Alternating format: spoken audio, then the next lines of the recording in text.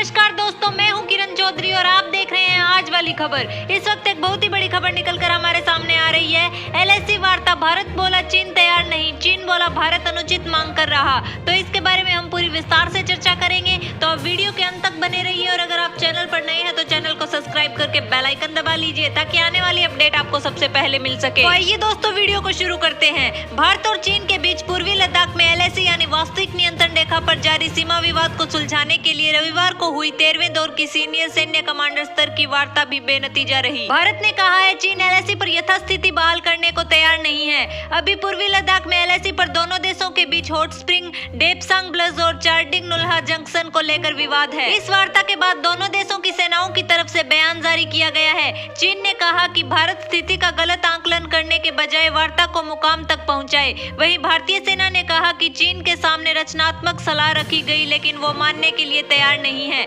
भारतीय सेना की ओर से जारी बयान में कहा गया है कि चीनी पक्ष के सामने भारत ने विवाद को सुलझाने के लिए रचनात्मक सलाह दी लेकिन चीन सहमत नहीं हुआ। दूसरी तरफ चीन ने कहा कि भारत पूरे मामले में अनुचित और अवास्तविक मांग रख रहा है। अब मैं आपको बता दूं कि भारत के सेना प्रमुख जनरल मनोज मुकुंद नरवणे ने पिछले ही हफ्ते कहा था कि चीन एलएसी के पास बड़े पैमाने पर इंफ्रास्ट्रक्चर को लेकर काम कर रहा है और ऐसा लगता है कि वहां की सेना दूसरी सर्दी में भी पीछे नहीं हटने को सोच रही है। जनरल नरवणे का कहना था कि अगर चीन पीछे नहीं हटता है तो भारत भी पीछे नहीं हटेगा। तो दोस्तों, इसी के साथ मैं आपको ये भी बता दूं कि चीन की ओर से जारी एक बयान में कहा गया है कि भारत गैर वाजिब और अनुचित मांग उठा रहा है जिससे मुश्किल पेश आ रही है। चीन ने भारत से कहा है कि वह किसी भी परिस्थिति का गलत आकलन न करे। चीन की people liberation army western theatre commander के प्रस्ताव सीनियर कर्नल लोंग साहोआ के मुताबिक दोनों देशों के बीच यह वार्ता मोल्दो चुशुल मीटिंग पॉइंट पर चीन वाले क्षेत्र में हुई। इस बैठक के बाद एक बयान में लोंग ने कहा कि चीन ने सीमा गतिरोध को समाप्त करने और जारी तनातनी को शांत करने के लिए कई प्रयास किए हैं और दोनों सेनाओं के बीच संबंधों को बनाए रखने के लिए अपनी पूरी ईमानदारी दिखाई है। उन्होंने भारत पर आरोप लगाते हुए कहा, भारत अब भी अनुचित और अव्यवहारिक मांगे कर रहा है। इसके कारण दोनों देशों के बीच वार्ता में मुश्किल हो गई है। उन्होंने भारत से दोनों सेनाओं के बीच हुए समझौते और सहमति का पालन करने का आह्वान किया। उन्होंने कहा कि चीन अपनी संप्रभुता की रक्षा के लिए दृढ़ संकल्प है। लोंग ने उम्मीद जताई कि भारत अपने पक्ष की ईमानदारी दिखाएगा। उन्होंने कहा कि हम उम्मीद करते हैं कि भारत अपनी ईमानदारी दिखाएगा और क्षेत्र में शांति और स्थिरता के लिए चीन के साथ मिलकर हर उचित कार्रवाई करेगा। समाचार एजेंसी पीटीआई के अनुसार भारतीय सेना की ओर से जारी बयान में कहा गया है कि बैठक में भारतीय पक्ष ने बाकी 3 विवादित क्षेत्रों में यथास्थिति बहाल करने के लिए चीन से उचित कदम उठाने को कहा। भारतीय पक्ष ने जोर देते हुए कहा कि बाकी 3 ठिकानों के समाधान से ही दोनों देशों के बीच द्विपक्षीय संबंध भी आगे बढ़ेंगे। पीटीआई के मुताबिक बैठक के दौरान दोनों देशों के प्रतिनिधियों के बीच पूर्वी लद्दाख में एलएसी समेत कई मुद्दों पर भी चर्चा हुई।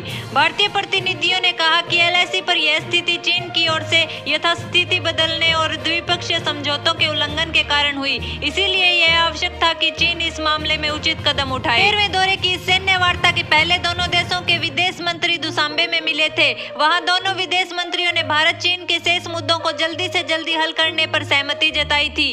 13वें दौरे की बैठक के दौरान भारतीय प्रतिनिधियों ने बाकी 3 इलाकों में समाधान के लिए कई सुझाव दिए लेकिन चीनी प्रतिनिधि सहमत नहीं हुए। ऐसे में यह बैठक लंबी होने के बावजूद बेनतीजा रही। दोनों पक्ष बातचीत को आगे भी जारी रखने के लिए सहमत हुए हैं और साथ ही जमीनी स्तर पर स्थिरता के लिए भी प्रतिबद्धता जताई है। इसी के साथ मैं आपको बता दूं कि भारत और चीन के बीच सीमा पर पिछले साल मई में गंभीर स्थिति पैदा हो गई थी। 1 मई 2020 को दोनों देशों के सैनिकों के बीच पूर्वी लद्दाख के पेंगोंग सत्तो झील के नॉर्थ बैंक में झड़प हुई थी। इसमें दोनों ही पक्षों के दर्जनों सैनिक घायल हो गए थे।